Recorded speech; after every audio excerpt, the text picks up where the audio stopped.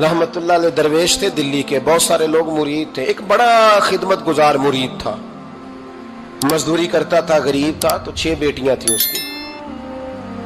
حضرت صاحب کے پاس روز آ کے کہتا حضور بچیوں کے لیے دعا کرے، اللہ کوئی اسباب پیدا کر دے، ایک بچی کی شادی کا خرچہ 1000 دینار ہے اور میں غریب ہوں۔ حضرت صاحب دعا کر دیتے۔ خانقاہ شریف کے تھوڑے ہی فاصلے پر حضرت جہاں بیٹھ کے مریدوں کی تربیت کرتے تھے، اس سے تھوڑا ہی فاصلے پر نا ایک عیسائی رہتا تھا، بڑا مالدار تھا، بڑی سارے اونٹ، گائیں، بھیڑ، بکریاں رکھی ہوئی تھی، اور حضرت شرف الدین رحمت اللہ علیہ کی بڑی مخالفت کرتا تھا۔ اور یہ جو آپ کا غریب مرید تھا، یہ اس کا پڑوسی تھا، ایک دن بلا کے نا ان کو کہنے لگا کہ تو کدھر جا کے جو ہے وہ ٹکرے مار رہا ہے، وہاں سے کچھ نہیں ملنے والا، وہ تجھے کیا دیں گے جن کی خانقاہ خود چندے پہ چلتی ہے، مدرسہ چندے پہ چلتا ہے، مسجد چندے پہ چلتی ہے، تیری بیٹی کا معاملہ کہاں حل ہوگا؟ تو اس درویش نے کہا کہ تو میرے پیر کو نہیں جانتا، تو مجھے میرا محبوب نہیں ڈٹھا، تو پتہ نہیں نا، تو اس رستے کا مسافر نہیں، تو نہیں جانتا، ان کا بس چلے نا تو وہ ہر قیمت میں میری بیٹیوں کی شادی کرا دیں۔ اب وہ عیسائی تھا، کہنے لگا اچھا چلو ٹھیک ہے، اگر اتنی بات ہے نا تو جاؤ ان سے جا کے کہہ دو کہ 6 سال کے لیے میرے ساتھ معاہدہ کر لیں، وہ میرے جانوروں کو چارہ ڈال دیا کرے، 6 سال ڈیوٹی کرے، میں 6000 دینار دے دیتا ہوں۔ وہ میرے ساتھ 6 سال میرے جانوروں کو چارہ ڈالے، رکھتے ہیں نا آپ چارہ ڈالنے کے لیے ایڈوانس پیسے دے کے، اب تو لوگ انہیں بھی غلام ہی بنا لیتے ہیں، بڑی تھوڑی تنخواہ دیتے ہیں، ظلم کرتے ہیں، پورا معاوضہ نہیں دیتے۔ حضرت شیخ شرف الدین کے بارے میں وہ کہنے لگا جب اپنے پیر سے جا کے کہہ کہ میرے جانوروں کو 6 سال چارہ ڈالے، میں 6000 دے دیتا ہوں، تو جو کہتا ہے ہر قیمت پہ جانے کو تیار ہے۔ اس نے جب یہ بات کی تو مرید نے ناراض ہو گیا، وہ لڑائی ہو گئی، گریبان پکڑ لیا، جھگڑا ہوا، بات بڑی دور گئی، اس طرح کی بات کرتا میرے حضرت کے بارے میں، تیرے جیسے کئی میں وہاں کام پہ رکھا دوں۔ جب وہ بڑی بحث ہوئی، بات محلے میں، علاقے میں پھیل گئی، دنیا نے سن لی، تو شیخ شرف الدین تک بھی پہنچ گئی۔ اس طرح جھگڑا ہوا ہے، لوگ سو گئے عشاء کی نماز کے بعد۔ حضرت صاحب نے نا سر پہ کپڑا لیا، اس عیسائی کے دروازے پہ دستک دی، وہ باہر آیا، فرمانے لگے لوگ تو سوچ سمجھ کے ملازم رکھتے ہیں، تو نے بھی تو سوچ ہی لیا ہوگا، تبھی تو مجھے آفر کی ہے، تو اپنی آفر پہ قائم ہے، واقعی مجھے رکھ لے گا اور 6000 دینار دے دے گا؟ کہنے لگا جا بابا کام کر اپنا۔ فرمایا نہیں، تو نے اتنے لوگوں میں بات کی، اتنی بحث ہوئی، تو قائم ہے؟ کہنے لگا میں تو قائم ہوں، پر آپ نے نہیں قائم رہنا۔ فرمایا میں سوچ سمجھ کے آیا ہوں۔ اس نے کہا آپ ڈیوٹی کریں گے، بحثوں کو چارہ ڈالیں گے؟ فرمایا ایک شرط، بس جب اذان ہو جائے نا تو مجھے رب کی نماز پڑھنے کی اجازت دے دینا، باقی صبح و شام جو تو کہے گا۔ اگر اس غریب کی بیٹیاں بیائی جائیں تو مجھے اور کیا چاہیے، اس کی 6 بیٹیوں کا بوجھ ہے اس کے سر پہ، تو مجھے رکھ لے۔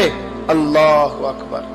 وہ کہنے لگا چلے پہ میرے ساتھ خط بندگی کر لیں، آج کل ہم اسٹامپ کرتے ہیں، اس زمانے میں خط بندگی ہوتا تھا، غلامی کا خط، قاضی شہر کے پاس، یعنی اس کا خیال تھا کہ چلو اسٹامپ کی بات کروں گا تو بھاگ جائیں گے۔ فرمایا چل میں تیار ہوں۔ قاضی تک گئے، طے ہو گیا، 6000 دینار دے دیے۔ حضرت نے مرید کو بلایا، فرمایا پتر یہ لے جا، جا میری بیٹیوں کو روانہ کر دے۔ کہنے لگا حضور یہ کیا کر رہے ہو آپ، کچھ سوچیں۔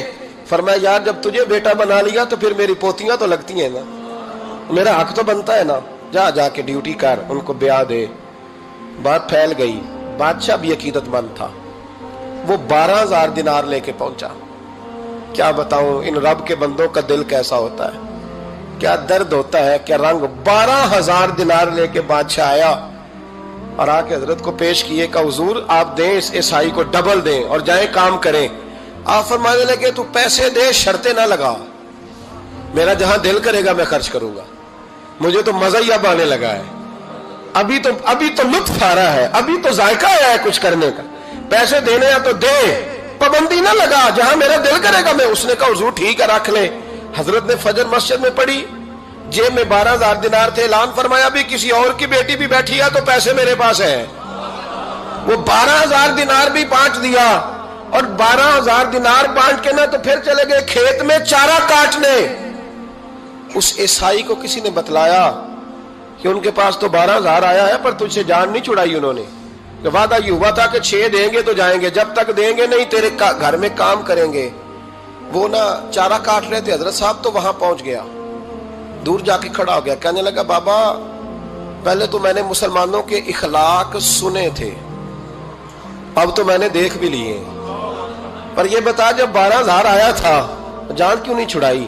تو حضرت چارہ کاٹتے کاٹتے رو پڑے، فرمانے لگے تو نہیں نہ جانتا یہ بیٹیاں سانجی ہوتی ہیں، پتہ نہیں نا، میرے رسول پاک نے تو حاتم تائی کی بیٹی کے سر پہ کپڑا رکھ کے کہا تھا بیٹیاں برابر ہوتی ہیں، تو یہ نہیں پتا جب اس کی 6 بیٹیوں کی شادی ہوئی ہے میرے اندر روحانیت کتنی بڑی ہے۔